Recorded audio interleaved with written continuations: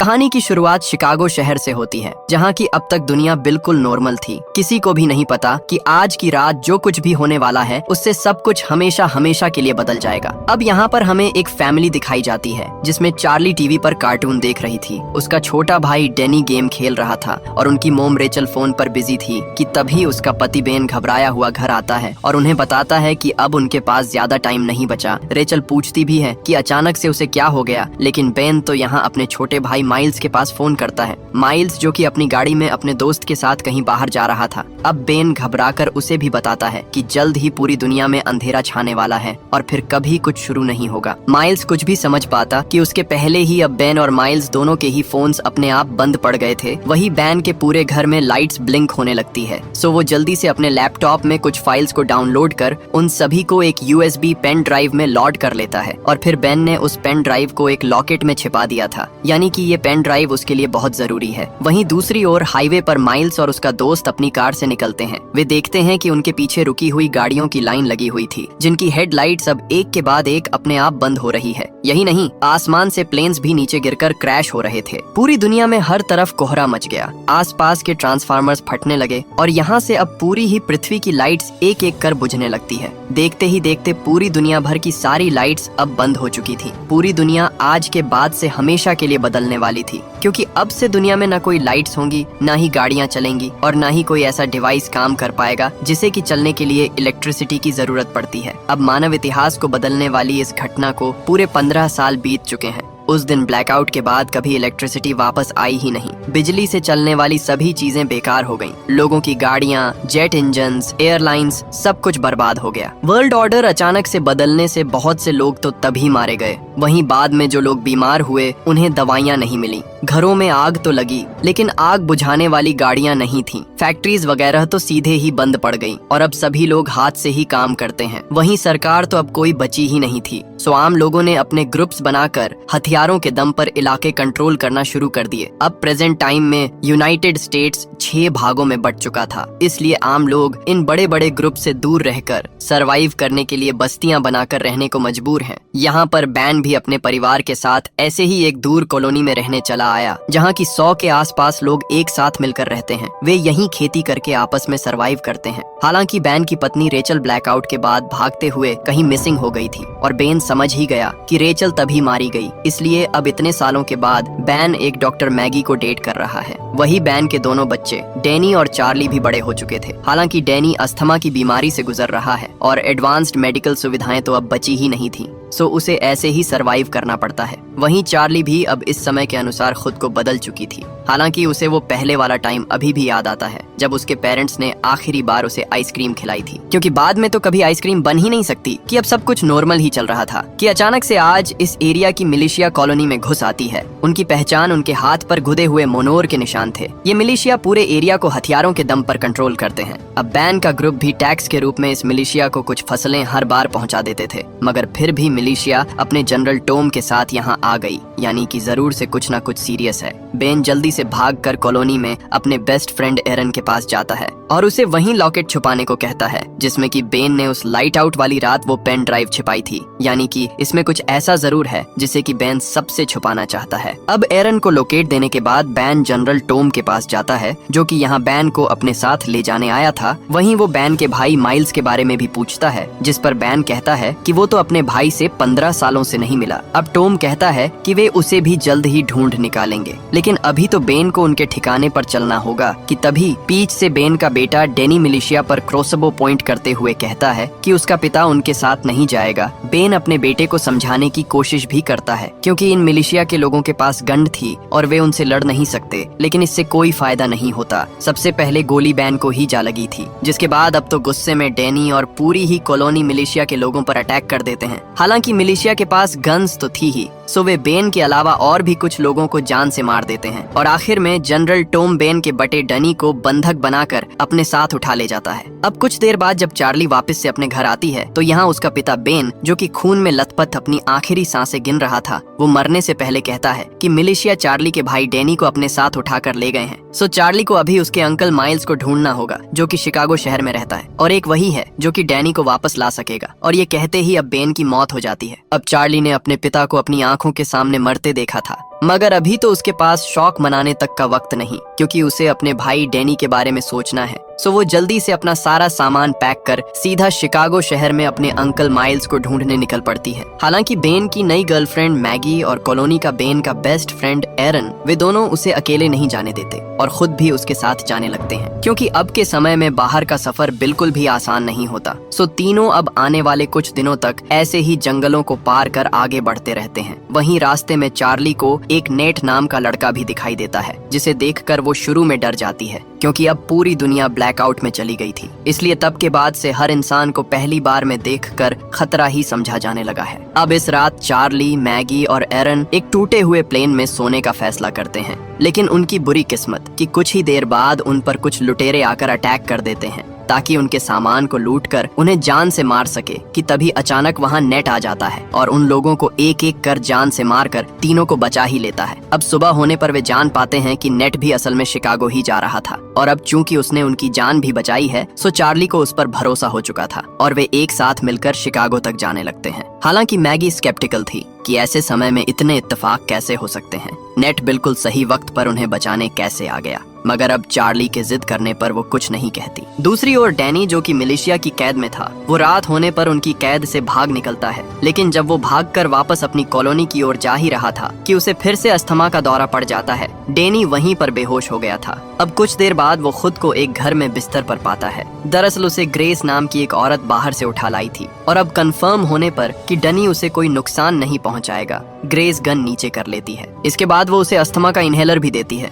जो कि वैसे तो ग्रेस के बेटे का था, मगर अब उसका बेटा मर चुका है। दूसरी ओर चार्ली का ग्रुप अब तक फाइनली शिकागो तक पहुंच चुका था। यहाँ चारों नोटिस करते हैं कि ये शहर, जो कि कभी चकाचौंध से भरा हुआ रहता था, अब यहाँ पर पेड़ पौधों ने पूरे शहर को ढक लिया है। सड़कों पर छोटे बाजार लगे हैं, जबकि पिछले समय की महंगी गाड़ियों को घोड़ों से बांधकर चलाया जा रहा है। अब बैन द्वारा बताई गई लोकेशन के बाद सभी एक होटल में पहुंचते हैं और वे बार टेंडर से माइल्स के बारे में पूछते हैं। अब शुरू में तो वो बार टेंडर इस नाम के किसी भी आदमी को जानने से ही मना कर देता है, मगर चार्ली के ये बताने पर कि वो बेन की बेटी है और अपने अंकल को ढूंढ रही है, वो बार टेंडर रिवील करता है कि वही असल में माइल्स है। दरअसल चार्ली ने पिछले 15 सालों से अपने अंकल माइल्स को देखा ही नहीं था, इसलिए वो उन्हें पहचान नहीं पाई। अब चार्ली उन्हें सब बताती है कि कैसे मिलिशिया ने उसके पिता बेन को मार डाला और वे उसके भाई डैनी को भी किडनैप कर अपने साथ ले गए हैं। हालांकि वो हैरान थी कि अचानक से मिलिशिया के लोग उसकी फैमिली पर अटैक क्यों कर रहे थे। वे उसके पिता बेन को अपने साथ ले जाना चाहते थे, यानी कि ऐसा जरूर से कोई ना कोई राज है जिसके बारे में सिर्फ उसके पिता को ही पता था। मगर अभी तो उसे अपने भाई डैनी को बचाना है, इसलिए वो माइल्स से मदद मांगती है कि माइल्स उनके साथ चलकर उसके भाई को वापस लाने में मदद करें। अब माइल्स कहता है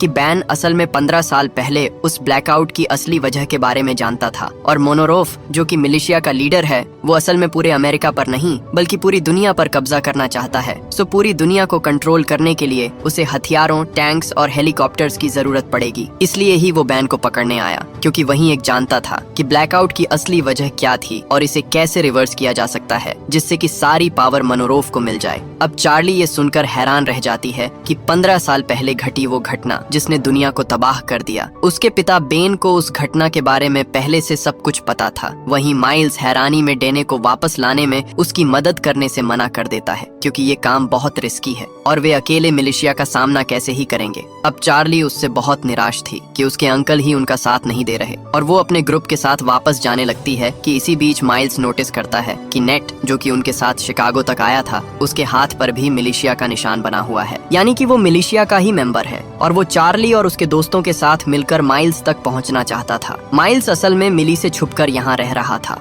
अब ये जानकर हर कोई हैरान रह जाता है, लेकिन इससे पहले वे कुछ भी कर पाते, नेट वहाँ से भाग गया था। अब कुछ देर बाद जब मिलिशिया के लोग नेट के कहने पर माइल्स को पकड़ने आए थे कि माइल्स अब चार्ली के ग्रुप के साथ मिल उन्हें ट्रैप बिछाकर एक एक कर उन्हें जान से मार देता है, और नेट वहाँ से फिर से भाग जाता है। अब माइल्स ने इस बार तो मिलिशिया के लोगों को मार दिया, मगर अब उसका ये ठिकाना भी सेफ नहीं रहा। सो वो फाइनली चार्ली के साथ डैनी को छुड़ाने के लिए मान ही जाता है। चार्ली उससे बहुत खुश थी, और माइल्स उसी ब्लैकआउट वाली रात को याद करने लगता है जब सारी दुनिया में अचानक अंधेरा छा जाने के बाद वो अपने दोस्त के साथ कार से बाहर निकला। वो अपने दोस्त के साथ मरीन बेस में जाता है और रिवील होता है कि ये दोनों मरीन्स हैं। वहीं अंदर जाने के लिए उसका दोस्त अपने हाथ पर बना वो एम का टैटू दिखाता है। ये असल में वही मिलिशिया वाला टैटू था और रिवील होता है कि मिलिशिया का लीडर कोई और नहीं बल्कि माइल्स का पुराना दोस्त मोनरो ही है। वही है जिसने अपने जनरल टॉम को भेजकर बेन को मरवाया और अब माइल्स को पकड़ने के लिए अपने आदमी भेजे थे। वहीं दूसरी ओर जनरल टॉम और उसके आदमी डेनी के फुटप्रिंट्स का पीछा करते हुए ग्रेस के घर तक आ पहुंचते हैं, जहां शुरू में ग्रेस डेनी को बचाने की कोशिश भी करती है, मगर टॉम के उसे जान से मारने की धमकी देने के बाद ग्रेस को पीछे हटना ही पड़ता है। उसके घर में घुसकर टॉम डेनी को पकड़ लेता है और उनके जाने के बाद रिवील होता है कि ग्रेस के पीछे हटने का मकसद कुछ और ही था। वो चुपके से अपने बेस में जाती है और एक लॉकेट निकालती है। ये सेम बिल्कुल वैसा ही लॉकेट था जैसा कि बेन के पास था और वो उसने एरन को दे दिया था। और अब जैसे ही ग्रेस उसे दबाती है तो अचानक से कमरे में बल्ब चालू हो जाता है। इसके बाद ग्रेस उस लॉकेट को कंप्यूटर में लगाती है और किसी से चैट करना शुरू कर देती है। दूसरी तरफ से जो कि ग्रेस से चैट कर रहा था वो बहुत खुश था कि मिलिशिया को उनके सीक्रेट के बारे में पता नहीं चला, यानी कि ग्रेस और बैन इस लॉकेट के सहारे आपस में जुड़े हुए थे और इस लॉकेट से ग्रेस लाइट तक जला पा रही है। दूसरी ओर माइल्स जाते हुए कहता है कि उसे अपनी पुरानी साथी नोरा को ढूंढना होगा, जो कि उस रेबल ग्रुप की मेंबर है जो कि इकट्ठे होकर मिलिशिया के खिलाफ लड़ते हैं। और नोरा चूंकि एक अच्छी फाइटर है सो डैनी को वापस लाने में वो उनके बहुत काम आएगी। अब एक आदमी से पूछने पर उन्हें पता लगता है कि नोरा को तो मिलिशिया ने पकड़ रखा है और वो उनकी कैद में बाकी गुलामों के साथ काम कर रही है। सो पहले नोरा को छुड़ाने के लिए माइल्स अकेले ही जाने का फैसला करता है क्योंकि वहाँ पर बहुत खतरा होगा। और माइल्स अब बाकी ग्रुप के लोगों को 2 दिन बाद एक लोकेशन पर मिलने को कहता है। हालांकि अगली सुबह जब मैगी और एरन जागते हैं तो वे देखते हैं कि चार्ली भी माइल्स के पीछे पीछे निकल गई। हालांकि अब वे कुछ नहीं कर सकते। सो एरन मैगी को वही बैन वाला लॉकेट दिखाता है जो कि मरने से पहले बेन ने उसे छिपाने के लिए दिया था। एरन ये भी बताता है कि बेन ने पास में ही एक लेडी से मिलने के लिए कहा था और ये लेडी कोई और नहीं बल्कि ग्रेस ही थी। सो दोनों फैसला करते हैं कि चूंकि माइल्स और चार्ली नोरा को छुड़ाकर 2 दिन में लौटेंगे सो क्यों ना वे तब तक ग्रेस से मिल लें जिसे मिलने के लिए बेन ने उनसे कहा था। वहीं दूसरी ओर मिलिशिया के अड्डे पर मेन लीडर मोनोरोव अपने एक आदमी से अपने हथियारों के बारे में पूछता है। मोनोरोव असल में बहुत से हथियार इकट्ठे कर रहा है और जब वो डरा हुआ आदमी उसे कोई जवाब नहीं देता तो मोनोरोव उसे बेरहमी से जान से मार देता है। मोनोरोव दुनिया पर कब्जा करने के लिए कुछ भी करने को तैयार था, जिसके बाद वो दूसरे रूम में अपने दूसरे वर्कर के पास जाता है जिसे कि उसने हथियारों पर रिसर्च करने के लिए अगवा कर रखा था। और यहाँ से कहानी का सबसे बड़ा ट्विस्ट आता है। ये कोई और नहीं बल्कि बेन की वाइफ रेचल थी, जिसे कि बेन और उसकी फैमिली पिछले 15 सालों से मरा हुआ समझ रही थी। उसे असल में इतने सालों से मोनोरोव ने पकड़ रखा था और वो उससे जबरदस्ती अपने प्रोजेक्ट पर काम करवा रहा था। मोनोरोव अब रेचल को रिवील करता है कि वे उसी की तरह उसके पति बेन को भी पकड़कर यहीं ला रहे थे, लेकिन झगड़े के बीच उनके जनरल टॉम के हाथों बेन वहीं मारा गया और अब जनरल टॉम उसके बेटे डेनी को उठाकर यहीं ला रहा है। अब ये सब सुनकर रेचल बहुत परेशान हो जाती है कि उसका पति बेन अब इस दुनिया में नहीं रहा। दूसरी ओर माइल्स चार्ली पर काफी गुस्सा करता है कि उसे उसके पीछे नहीं आना चाहिए था, मगर अब चूंकि वो आ ही गई है सो वे एक साथ मिलकर प्लान बनाते हैं। वे देखते हैं कि मिलिशिया के लोग आम लोगों से एक हेलीकॉप्टर वगैरह इकट्ठा करवा रहे थे। दरअसल उनके लीडर मोनोरोव का मानना था कि एक दिन इलेक्ट्रिसिटी जरूर से आएगी और उस एक दिन के लिए वो खुद को अभी से तैयार कर रहा है। अब इन सभी मजदूरों में माइल्स नोरा को पहचान लेता है। हालांकि यहाँ कई सारे गार्ड्स के पास स्नाइपर राइफल्स भी थीं, लेकिन माइल्स अपने दोस्त को हर हाल में बचाना चाहता था। सो वो नोरा को बचाने का प्लान बनाते हुए रात होने का इंतजार करता है। अब जैसे ही रात होती है सबसे पहले चार्ली डिस्ट्रक्शन पैदा करती है और वहाँ मौजूद सभी गार्ड्स को दूर भगा देती है, जहाँ फिर माइल्स पीछे से जाकर नोरा को बचाकर अपने साथ ले आता है। हालांकि नोरा इससे बहुत नाराज थी और वो रिवील करती है कि वो तो जानबूझकर खुद ही कैदी बनी हुई थी क्योंकि उसे उन गार्ड की राइफल चुरानी थी। दरअसल उन गार्ड्स के पास ऐसे हथियार हैं जो कि आमतौर पर मिलना काफी मुश्किल होते हैं। माइल्स नोरा से कहता है कि उसे अपने भतीजे डेनी को बचाने के लिए उसकी मदद चाहिए, जिसके लिए नोरा तुरंत मान भी जाती है, लेकिन इसके बदले में वो उनसे इस मिलिशिया के लोगों से राइफल चुराने में मदद मांगती है। सो तीनों मिलकर फिर से प्लान बनाने लगते हैं और नोरा अब एक खोया हुआ इंसान होने का नाटक करती हुई मिलिशिया के पास जाती है और मौका पाकर उन पर अटैक कर देती है। इसके पहले कि बाकी गार्ड्स कुछ भी कर पाते, वहाँ नोरा और माइल्स आकर उन पर हमला कर देते हैं। उन्होंने सबको मारकर सभी गुलामों को छुड़ा लिया। साथ में ही अब उनके पास इतने हथियार भी थे जिन्हें कि नोरा अपने रेबल ग्रुप के लोगों को दे देती है, यानी कि अब वे और ताकतवर हो गए और वे मिलिशिया के खिलाफ लड़ाई में और मजबूत हो गए। अब माइल्स, चार्ली और नोरा आगे बढ़ने से पहले रास्ते वाले ब्रिज को भी बम से उड़ा देते हैं ताकि मिलिशिया के बाकी सैनिक उनके ग्रुप तक ना पहुंच सके। वही दूसरी ओर मैगी और एरन, जो कि ग्रेस से मिलने उसके घर पहुंचे थे, अब सरप्राइजिंगली उसके घर में कोई नहीं था, क्योंकि ग्रेस पहले ही यहाँ से सामान पैक कर निकल चुकी थी। अब एरन, जो कि पुराने टाइम में एक इंजीनियर था, वो कंप्यूटर के बारे में बहुत कुछ जानता था। सो वो बेसमेंट में जाकर नोटिस करता है कि यहाँ पड़े कंप्यूटर के पार्ट्स हाल ही में एक्टिव थे, यानी कि यहाँ इलेक्ट्रिसिटी थी। वो ऊपर जाकर वो कंप्यूटर पार्ट्स मैगी को दिखाता है कि तभी उसका लॉकेट चमकने लगता है और पास में रखे हेडफोन्स में गाना बजना शुरू हो जाता है, यानी कि बैन की दी इस लॉकेट से आसपास के डिवाइसेस पोर्ट हो गया था। और वो जल्दी से पूरे 15 सालों बाद अपने बच्चों की फोटोज देखने लगती है, जिनके की फोटोज वो पिछले 15 सालों से फोन की बैटरी खत्म होने से देख नहीं पाई थी। यानी कि इस लॉकेट का बटन दबाते ही आसपास के सभी डिवाइसेस कुछ देर तक चल सकते हैं। यहाँ से ये भी साफ था कि बेन उनसे इस लॉकेट और उस ब्लैकआउट के बारे में बहुत कुछ छिपा रहा था। अब एरन और मैगी भी बाकी तीनों से वापस रियूनाइट होते हैं, जिस लोकेशन पर माइल्स ने उन्हें इकट्ठा होने को कहा था, और वे साथ मिलकर डैनी को लेने जाने लगते हैं, जिसे कि टॉम पकड़कर अपने साथ मिलिशिया हेडक्वार्टर्स तक ले जा रहा है। वे हेडक्वार्टर्स यहाँ से बहुत दूर थे। वही रास्ते में उन्हें अपना पीछा करते हुए नेट भी मिलता है। हालांकि माइल्स, जो कि नेट को जान से मारना चाहता था, चार्ली उसे ऐसा करने से रोक लेती है, क्योंकि उन्हें डैनी को छुड़ाने के लिए मिलिशिया से कोई बंधक चाहिए, जिसके बदले में वे मिलिशिया से डैनी को एक्सचेंज कर सके। और वे नेट को बंधक बनाकर अपने साथ ले जाने लगते हैं। उन्हें यहाँ से चलते हुए 2 दिन बीत चुके थे, और इस सुबह जब वे एक टाउन से होकर गुजर ही रहे थे कि उन पर बहुत से डॉग्स अटैक कर देते हैं। यहाँ ग्रुप के बाकी लोग तो एक बिल्डिंग में जाकर छुप गए, मगर बाहर मैगी को एक आदमी पकड़ ही लेता है, और वो उसे लूटने के लिए उसे चाकू मारकर वहीं छोड़कर चला गया था। यहाँ बाकी सब मैगी को वापस लाकर उसे बचाने की भी कोशिश करते हैं, मगर अब तक बहुत देर हो चुकी थी, और मैगी आखिरी बार अपने बच्चों की फोट देखते हुए दम तोड़ ही देती है। चार्ली भी इससे बहुत दुखी थी, क्योंकि 15 साल पहले उसकी माँ की मौत के बाद मैगी ही उनकी दूसरी माँ की तरह थी, जिसने उनका इतना ध्यान रखा। वही मिली जो कि डैनी को अपने साथ ले जा रही थी। अब बीच रास्ते में तेज तूफान आ जाता है, सो टॉम अपने साथियों को तूफान के रुकने तक एक बिल्डिंग में छिपने का ऑर्डर देता है, जहाँ पर वो अपना पास्ट भी याद करता है, जब टॉम ब्लैकआउट से पहले सिर्फ एक मामूली सा इंश्योरेंस एजेंट हुआ करता था। वो कभी किसी को गलत पॉलिसी नहीं बेचता, जिस कारण उसकी पॉलिसी की सेल्स कम होने से उसी ब्लैकआउट वाले दिन टॉम के बॉस ने उसे जॉब से फायर कर दिया। टॉम के घर पर उसकी पत्नी और एक बेटा था, और वो उन्हें बता नहीं पाया कि अब उसके पास जॉब नहीं रही। हालांकि कुछ ही घंटों बाद वो ब्लैकआउट हो गया, और टॉम अपने परिवार के साथ कुछ दिन तो घर पर ही रहा। लेकिन जब हर ओर ये खबर फैली कि अब लाइट वापस नहीं आने वाली, तो एक दिन टॉम के घर कुछ लुटेरे उसका राशन पानी लूटने पहुंचे। टॉम फिर भी उन्हें आराम से जाने को कह रहा था, लेकिन उन्होंने उस पर ही अटैक कर दिया, और उसके बाद अपनी फैमिली को बचाने के लिए टॉम ने पहली बार किसी की जान ली थी। वो समझ चुका था कि इस बदलती दुनिया के बीच उसे क्रूर बनना ही पड़ेगा, और प्रेजेंट में टॉम डैनी के साथ जल्दी से वापस जाने के लिए एक कोयले से चलने वाली ट्रेन से जाएगा। वहीं इसका पता चार्ली के ग्रुप को भी लग चुका था, और वे समझ जाते हैं कि उन्हें ट्रेन के चलने से पहले डैनी को बचाना होगा, वरना तो अगर वो मिलिशिया के हेडक्वार्टर्स तक पहुंच गया तो वहां से उसे बचा पाना और भी मुश्किल हो जाएगा। वहीं अब तक ट्रेन के चलने का वक्त आ चुका था, तो चार्ली और बाकी सब अब घोड़ों का इस्तेमाल कर ट्रेन पर चढ़ते हैं। जहां की बाहर बाकी सब मिलिशिया के लोगों से लड़ रहे थे, तो चार्ली को फाइनली अपना भाई डैनी एक डिब्बे में टॉम के साथ दिखाई देता है। डैनी ने भी अपनी बहन को देख लिया था, और वे एक साथ टॉम पर अटैक कर देते हैं। हालांकि टॉम पीछे नहीं हटता, और जब चार्ली टॉम से दूर भाग ही रही थी कि सामने से नेट आकर उसे पकड़ लेता है। वही नेट जिसे कि वे एक्सचेंज के लिए लाए थे। टॉम नेट से कहता है कि चार्ली को पकड़ ले, लेकिन अब सरप्राइजिंगली नेट उसका कहना ना मानते हुए चार्ली को ट्रेन से नीचे फेंककर भगा देता है। वहीं चार्ली को नीचे गिरते देख माइल्स और बाकी सब भी नीचे उतर आते हैं, लेकिन जल्द उन्हें रियलाइज होता है कितनी कोशिश करने के बावजूद वे डनी को छुड़ा नहीं पाए, और अब तो उन्हें मिलिशिया के हेडक्वार्टर्स तक जाना ही पड़ेगा। जबकि टॉम डनी को लेकर अपने हेडक्वार्टर्स तक पहुंच चुका था, जहां की टॉम की पत्नी उसे रिसीव करने आती है, और वो अपने बेटे को देखकर काफी खुशी थी। और यहाँ से रिवील होता है कि नेट कोई और नहीं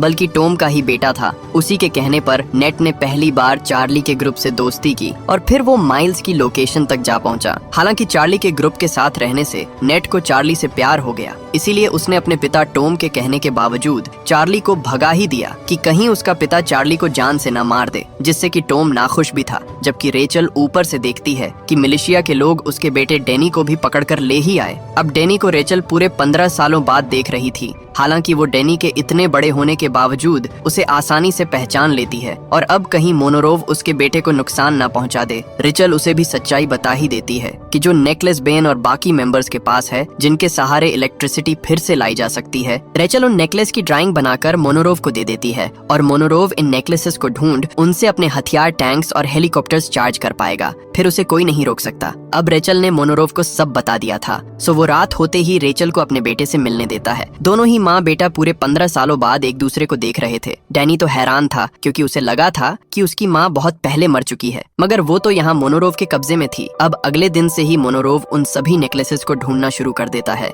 यहाँ रेचल मोनोरोव को ये भी बताती है कि ब्लैकआउट से पहले जब डैनी उसके पेट में था, तब एक प्राइवेट कंपनी के मालिक फ्लिन ने उससे और बेन से कांटेक्ट किया था। फ्लिन उस वक्त इलेक्ट्रिसिटी का सस्ता सोर्स ढूंढना चाहता था जो कि मौजूदा सोर्सेस से बहुत सस्ती हो। हालांकि जब रेचल को पता चला कि फ्लिन, जिसके लिए वो उसका पति बेन रिसर्च कर रहे थे, वो असल में गवर्नमेंट की सिक्योरिटी फोर्स का हेड था और वो उनके रिसर्च को अपने अनुसार इस्तेमाल कर रहा है, तो उन्होंने उससे दूर होने की कोशिश की। दूसरी ओर चार्ली और बाकी सब यहीं हेडक्वार्टर्स की ओर आ रहे थे, जबकि अब तक मोनोरोव को कुछ नेकलेसेस मिल चुके थे। उसे रेचल ने बता दिया था कि बेन ने ऐसे नेकलेसेस उसके साथ काम करने वाले कोलेग में बांट दिए थे। सो मोनोरोव अब रेचल को नेकलेस देते हुए कहता है कि अब उसे एक ऐसी मशीन बनानी है जो कि नेकलेस की एनर्जी हार्नेस करके उनके फाइटर प्लेन्स को पावर दे सके। फिर उन्हें कोई नहीं रोक पाएगा। वही फ्लिन जिसके अंडर बेन और रेचल काम किया करते थे। अब मोनोरोव के हाथों एक नेकलेस आते ही वो सावधान हो जाता है। ग्रेस भी उसी के साथ थी, यानी कि फ्लिन अंदर ही अंदर कुछ छुपा रहा है। कहानी के शुरू में वो फ्लिन ही था जो कि ग्रेस को मिलिशिया से छुपने को कह रहा था। फ्लिन नहीं चाहता था कि मिलिशिया को उनके नेकलेस के बारे में पता चले। अब फ्लिन का रियल मोटिव क्या है, ये बहुत बड़ा राज है जो कि हमें कहानी के आखिर में पता चलेगा। वहीं अब तक मिलिशिया में रेचल ने वो मशीन बना दी थी जिससे कि वो नेकलेस की पावर हार्नेस कर फाइटर जेट्स को शुरू कर सके। सो मिलिशिया के गार्ड्स रेचल को डैनी के साथ बंद कर देते हैं। वहीं अब तक बाहर चार्ली का ग्रुप भी डैनी को लेने आ चुका था। सो माइल्स सभी को अपने एक पुराने साथी के घर में छुपने को कहता है, जो कि उन्हें मोनोरोव के ठिकाने के अंदर घुसकर डैनी को निकालना होगा। सो अब चार्ली को आराम करने के लिए छोड़कर माइल्स, एरन और नोवा तीनों प्लान बनाने बाहर निकल पड़ते हैं कि डैनी को कहाँ बंद किया गया होगा। लेकिन अब जैसे ही वे बाहर गए ही थे कि टॉम के आदमी अंदर आकर चार्ली को भी पकड़ लेते हैं और वे उसे भी उसी सेल में बंद कर देते हैं जहाँ की उसकी माँ और भाई डैनी बंद थे। यहाँ चार्ली भी अपनी माँ रेचल को देख हैरान रह जाती है कि वो इतने सालों से यहीं कैद थी। वो भागकर अपने भाई डनी को भी गले से लगाती है जिसे कि लेने वो यहाँ तक आई थी,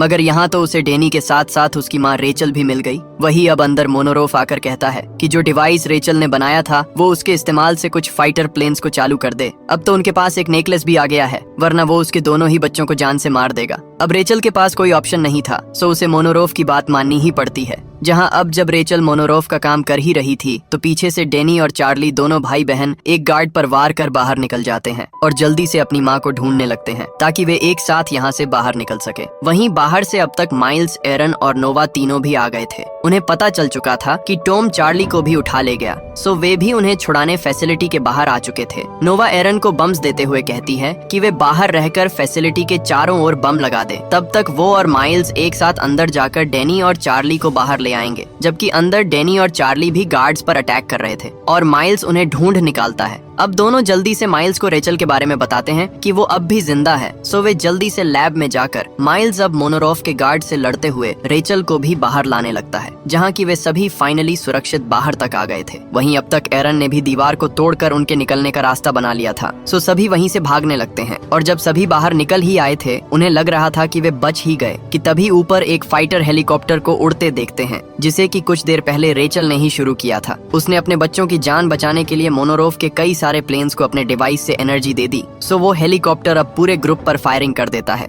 हालांकि उनकी अच्छी किस्मत कि पूरा ग्रुप एक बैंक की वोल्ट में छिपकर बच ही जाते हैं। अब नोवा कहती है कि पास में एक रेबल कैंप है, सो वे अभी के लिए वहीं जाकर छिप सकते हैं और कोई तो उनके पास ऑप्शन भी नहीं था, सो वे वहीं जाने लगते हैं। वहीं वे रास्ते में नोटिस भी कर रहे थे कि चूंकि अब मिलिशिया के हेलीकॉप्टर्स एक्टिवेट हो गए हैं तो कई सारे हेलीकॉप्टर्स पास के रेबल ग्रुप के ठिकाने पर जा रहे हैं ताकि अपने सभी दुश्मनों को जान से मार सके। और जब तक ग्रुप उस ठिकाने ठिकाने पर पहुंच पाता, अब यहाँ तो कोई जिंदा ही नहीं बचा था। रेचल भी कहती है कि उसने मजबूरी में मिलिशिया को वो पावर दे दी जिससे कि वे हर ओर तबाही फैला रहे हैं। सो ग्रुप यहाँ से और आगे निकल जाता है। लेकिन इसी बीच टॉम, जिसने उन्हें नोटिस कर लिया था, वो अपने बेटे नेट से कहता है कि वो मेन हेड क्वार्टर्स में मैसेज भेजकर इस कॉलोनी पर एयर स्ट्राइक करवा दे जिसमें माइल्स का पूरा ग्रुप मारा जाएगा। हालांकि नेट इसके लिए मना कर देता है क्योंकि वो अब तक चार्ली से प्यार करने लगा था। वहीं वे सिर्फ माइल्स के ग्रुप के लिए पूरी कॉलोनी के लोगों को नहीं मार सकते। अब टॉम ये सुनते ही नेट पर भड़क उठता है। पहले ही एक बार उसने क्लेयर को भगा दिया था और इस बार फिर से वो उसका साथ नहीं दे रहा। सो टॉम इस बार अपने बेटे को ही डिसोन कर देता है और उसे निकाल देता है।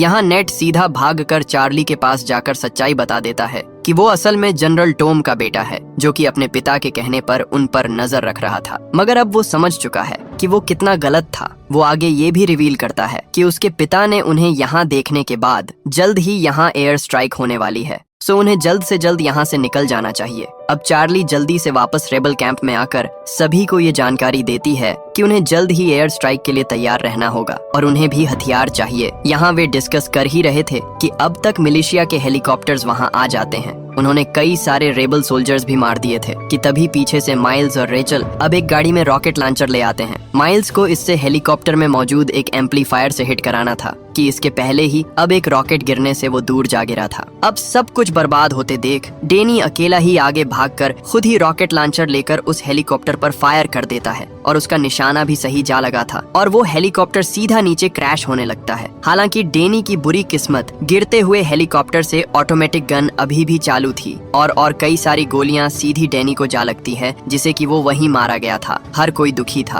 अभी तो रेचल का परिवार फिर से मिला था कि फिर से उन्होंने एक और मेंबर को खो दिया और वे फैसला करते हैं कि वे कैसे भी करके मोनोरोफ को जान से मारकर इस मिलिशिया को यही खत्म कर देंगे। दूसरी ओर फ्लेन, जिसने पहली बार ये एक्सपेरिमेंट किए थे, वो सीधा मोनोरो के पास जाकर एक हैरानी वाली बात रिवील करता है। वो कहता है कि जिन नेकलेस के पीछे मोनोरोफ भाग रहा है वे तो कुछ भी नहीं, वे चाहे तो पूरी दुनिया में फिर से लाइट ला सकते हैं और फिर मोनोरोफ पहले सभी एटॉमिक शक्तियों पर काबू करके सब कुछ कंट्रोल कर सकेगा। फ्लिन यहाँ अपने पास्ट के बारे में बताता है जब वो सिक्योरिटी डिपार्टमेंट का हेड था और उसका बेटा आर्मी में था, मगर एक दिन उसे खबर मिली कि उसका बेटा अफगानिस्तान में एक मिशन के दौरान जान से मारा गया। उसके बाद तो फ्लिन और उसकी पत्नी बिल्कुल अकेले हो गए। उनका इंसानियत से भरोसा उठ चुका था और तभी से फ्लिन ने फैसला किया कि वो पूरी दुनिया को ही तबाह कर देगा। उसने एक अलग से प्राइवेट कंपनी बनाई और फिर बैन और रेचल समेत सभी फेमस साइंटिस्ट को इकट्ठा कर उनसे एक ऐसा वायरस बनवाया जो कि पूरी दुनिया की इलेक्ट्रिसिटी को ही बंद कर सकता था। वहीं गवर्नमेंट में सिक्योरिटी हेड होने के कारण फ्लिन के पास सारी पावर्स थी। सो उसने बेन और रेचल को ये नहीं पता लगने दिया कि उसने उस मशीन को छुपाया कहाँ है जहाँ से हर ओर की लाइट्स बंद की गई।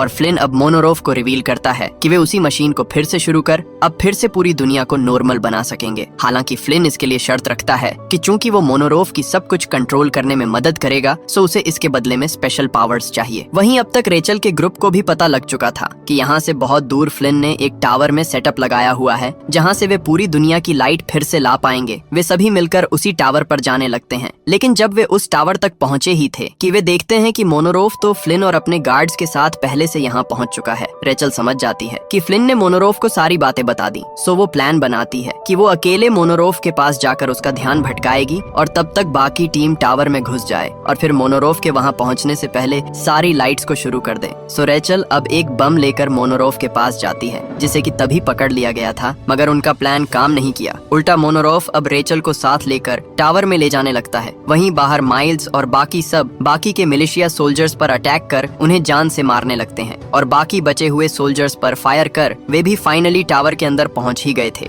उन्हें अब बस मोनोरोफ से पहले मेन मशीन तक जाना है जो कि इस टावर की सबसे ऊपर वाली मंजिल पर मौजूद है। तो वहीं दूसरी ओर मोनोरोफ रेचल को ऑफर भी करता है कि वे अभी इलेक्ट्रिसिटी को शुरू ना करें, बल्कि पहले सारे ही एटॉमिक बम्स को अपने कंट्रोल में ले लें, जिससे कि वे एक साथ मिलकर दुनिया पर राज करेंगे। लेकिन रेचल इसके लिए सीधा मना कर देती है। वहीं अब तक यहाँ माइल्स और बाकी सब भी आ चुके थे और फायरिंग के दौरान माइल्स और मनरो पानी के रास्ते बाहर निकल जाते हैं, जबकि बाकी सब ऊपर मेन कंट्रोल तक आगे बढ़ रहे थे, जहाँ नीचे जाने के बाद माइल्स बाहर निकलकर आखिरकार मोनोरोफ को मार ही देता है और फिर से ऊपर आने लगता है, जबकि ऊपर टॉम और बाकी सोल्जर्स अभी भी उनके ग्रुप को रोकने की कोशिश कर रहे थे, जिस बीच एक गोली नोवा को भी लग जाती है। वहीं अब तक माइल्स फिर से ऊपर जा चुका था। सो वो नोवा को उठाकर कर अपने साथ कंट्रोल रूम तक ले जाने लगता है। हालांकि नोवा अब तक दम तोड़ चुकी थी, वही टॉम और बाकी लोग अभी भी शूटिंग कर रहे थे। तो रेचल अब जल्दी से भागकर दरवाजा खोलती है और माइल्स, चार्ली और एरन अंदर आ ही जाते हैं। अब चार्ली रिवील करती है कि नोवा भी बाहर ही मारी गई, लेकिन उन्हें उसकी मौत को वेस्ट नहीं होने देना है। एरन जल्दी से बिना वक्त गवाए अब मेन कंप्यूटर को एक्टिव कर सारी लाइट्स वापस लाने लगता है और फाइनली अब पूरे 15 सालों बाद पूरी पृथ्वी पर लाइट्स अब फिर से लौट आई थी। पूरी दुनिया के लोग अलग अलग जगहों पर ऐसे लाइट्स को जलते देख बहुत खुश थे। अब फिर से सब कुछ ठीक हो जाएगा, सब कुछ नॉर्मल हो जाएगा। वहीं फ्लिन, जिसने ये सब कुछ किया था, वो खुद को गोली मार लेता है क्योंकि अब सब कुछ फिर से नॉर्मल हो गया। वही मोनरोव तो पहले ही मारा गया था, जबकि टॉम भी अब मिलिशिया के साथ कुछ नहीं कर सकेगा क्योंकि फिर से दुनिया पहले जैसी होने वाली थी। उसके स्पेशल हथियार बेकार हो गए। हालांकि सफर के दौरान बेन, डेनी, मैगी और फिर नोवा, रेचल के ग्रुप ने बहुत कुछ खोया,